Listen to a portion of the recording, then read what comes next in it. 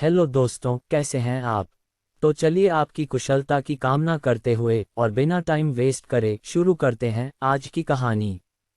गांव धनीपुर की एक मशहूर शख्सियत थी रघु। उम्र कोई 25 साल, लेकिन हरकतें 10 साल के बच्चे जैसी। रघु का सपना था कि वो दुनिया का सबसे बड़ा म्यूजिशियन बने। वह बांसुरी से लेकर ढोलक तक हर तरह के इंस्ट्रूमेंट बजाने की कोशिश करता, लेकिन उसकी धुनें ऐसी होती कि सुनने वालों के कानों में दर्द हो जाता। फिर भी रघु अपने अपने आप को एक महान म्यूजिशियन समझता था और अपने म्यूजिक को मास्टरपीस कहकर हर जगह सुनाने पहुंच जाता। एक दिन गांव के सरपंच जी ने घोषणा की, इस साल के मेले में म्यूजिक प्रतियोगिता होगी। जो भी विजेता बनेगा उसे 10,000 रुपये का इनाम मिलेगा। रघु की आंखें चमक उठीं। उसने सोचा, अब तो मेरा नाम मशहूर हो जाएगा। 10,000 रुपये मिलेंगे तो मैं अपना खुद का म्यूजिक बैंड बनाऊंगा। लेकिन रघु के म्यूजिक से परेशान गांव वालों ने उसे इस बार मजा चखाने की ठान ली। गांव के नटखट लड़कों रामू, श्यामू और भोलू ने रघु को बेवकूफ बनाने का प्लान बनाया। वे रघु के पास गए और बोले, रघु भैया, इस बार कुछ अलग और यूनिक करो। क्यों न तुम मुर्गे की आवाज़ों से म्यूजिक बनाओ। ऐसा म्यूजिक दुनिया में किसी ने नहीं सुना होगा। रघु को ये आइडिया बहुत पसंद आया। उसने कहा, वाह, ये तो शानदार होगा। पूरा गांव देखेगा कि रघु सिर्फ म्यूजिक बजाता ही नहीं, बल्कि म्यूजिक क्रिएट करता है। अगले दिन से रघु ने मुर्गों की आवाज़ रिकॉर्ड करने का अभियान शुरू कर दिया। वह गांव के हर घर में जाकर मुर्गों की आवाज़ सुनने की कोशिश करता। मुर्गों के पीछे भागता, उनके सामने कुकड़ू करने की कोशिश करता ताकि वे भी जवाब में कुछ बोलें। रघु की ये हरकतें देखकर गांव वाले खूब हंसते। गांव के मुर्गे भी रघु की हरकतों से बहुत परेशान हो गए थे। एक दिन किसी ने मुर्गों को भड़काने के लिए रघु के ऊपर दाने फेंक दिए। सारे मुर्गे रघु के पीछे दौड़ पड़े।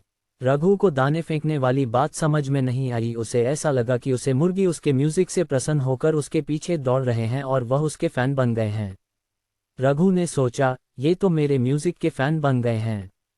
अब रघु बहुत ज्यादा इतराने लगा था अपने टैलेंट पर। आखिरकार प्रतियोगिता का दिन आ गया।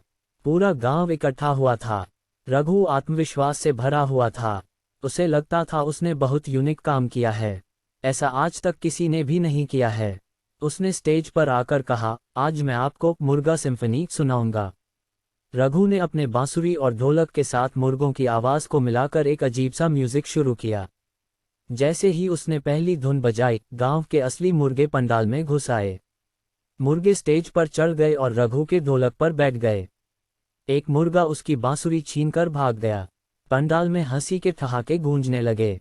मुर्गों को भी अपनी परेशानी का बदला लेने का मौका मिल गया। किसी ने कहा, वाह रघु, तेरा म्यूजिक तो मुर्गों को भी नचाने लगा। रघु परेशान होकर चिल्लाने लगा, अरे, ये मेरे म्यूजिक का हिस्सा नहीं है। इन मुर्गों को हटाओ। लेकिन मुर्गे मानने को तैयार नहीं थे। रघु ने बहुत कोशिश की मुर्गों को हटाने की, पर वह वहां से हटने को तैयार ही नहीं थे और रघु को परेशान कर रहे थे। अंत में रघु ने हार मान ली और मंच से नीचे उतर आया। उसने समझा कि म्यूजिक सिर्फ अजीब आवाज़ों का मेल नहीं होता, बल्कि इसे सुनने वाले के दिल को भी छूना चाहिए। आखिरकार सभी गांव वालों के सामने रघु ने यह माना कि आगे से वह किसी को परेशान नहीं करेगा और अजीब अजीब आवाज़ों वाले म्यूजिक नहीं बनाएगा।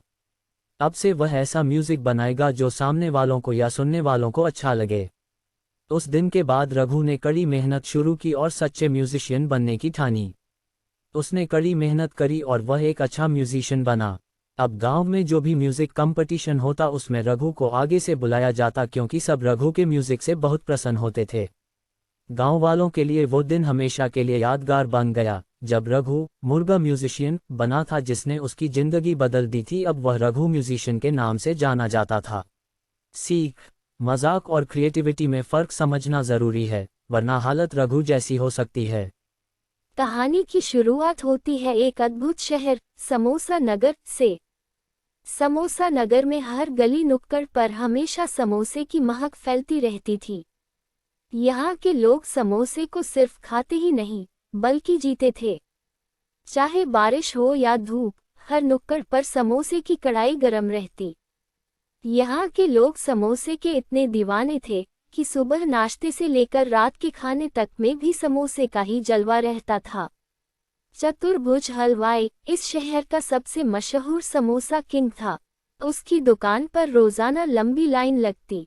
लोग कहते थे, जिसने चतुर्भुज का समोसा नहीं खाया, उसने जिंदगी का असली स्वाद नहीं चखा। समोसे वालों की एक अलग ही शान थी।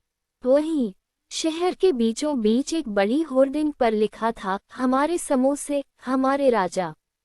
लेकिन सुख शांति कहाँ ज्यादा दिनों तक टिकती है। एक दिन अचानक शहर के बीचों बीच पिज्जा प्लाजो नाम की एक चमचमाती दुकान खुल गई।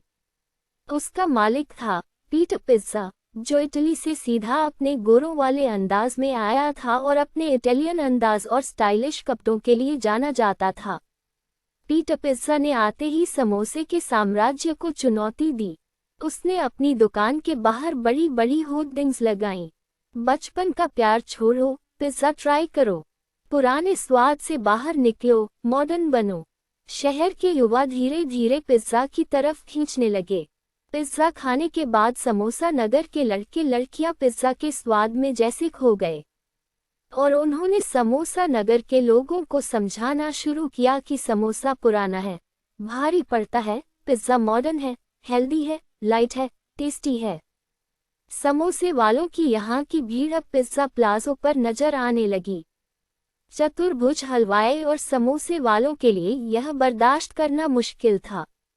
समोसा नगर के बुजुर्ग लोग समोसे की महिमा गाते रहे, समोसा हमारी संस्कृति है, यह हमारे पूर्वजों का दिया हुआ खजाना है, पिज्जा हमें बिगाड़ देगा। लेकिन युवा लड़के लड़कियां कहने लगे, अरे दादाजी, समोसा भारी लगता है, पिज्जा खाने में हल्का और स्टाइलिश है।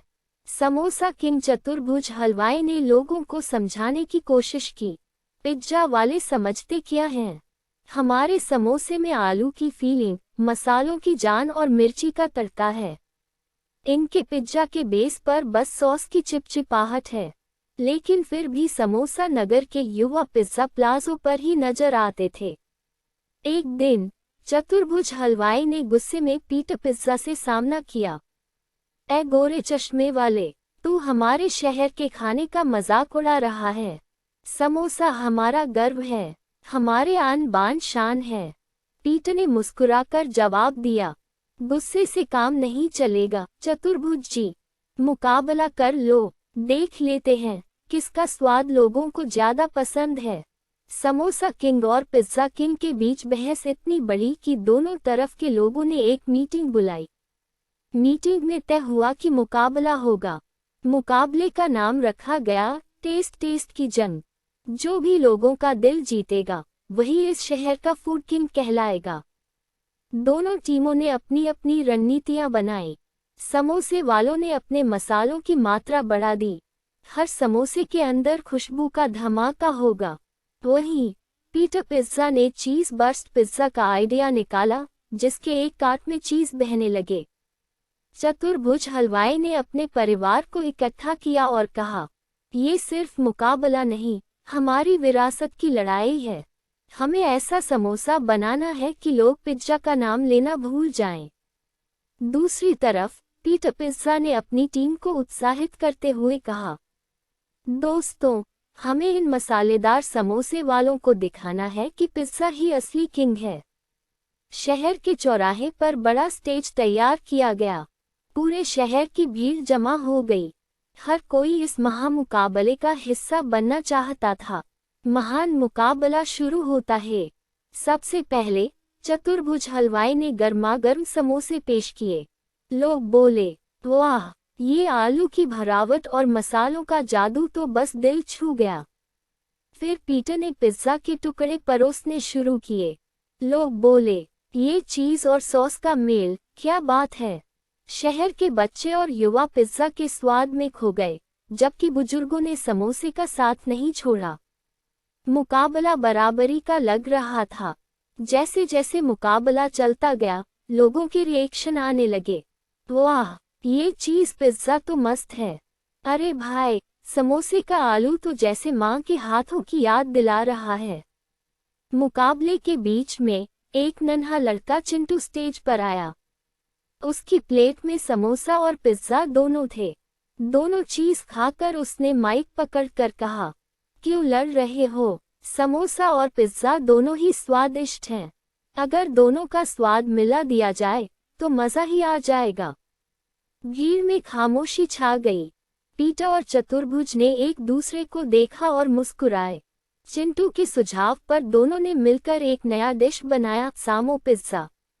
ये था एक बड़ा समोसा जिसके अंदर पिज्जा का सारा सामान भरा गया था, चीज, सॉस, ऑलिव मसाले। ऊपर समोसे की कुरकुरी परत। देखने में समोसे जैसा लेकिन स्वाद पिज्जा जैसा। जैसे ही लोगों ने इसे चखा, सब उंगलियां चाटते रह गए। अरे वाह, ऐसा स्वाद तो कभी नहीं चखा। इस नए डिश ने समोसे और पिज्जा की लड़ाई खत्म कर दी। अब दोनों के फैंस मिलकर इस नई डिश सामो पिज्जा का मजा लेने लगे।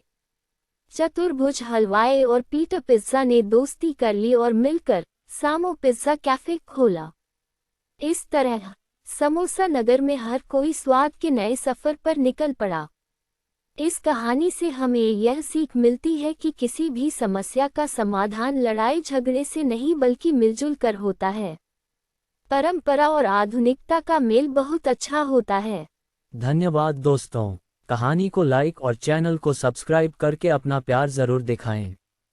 राधे राधे।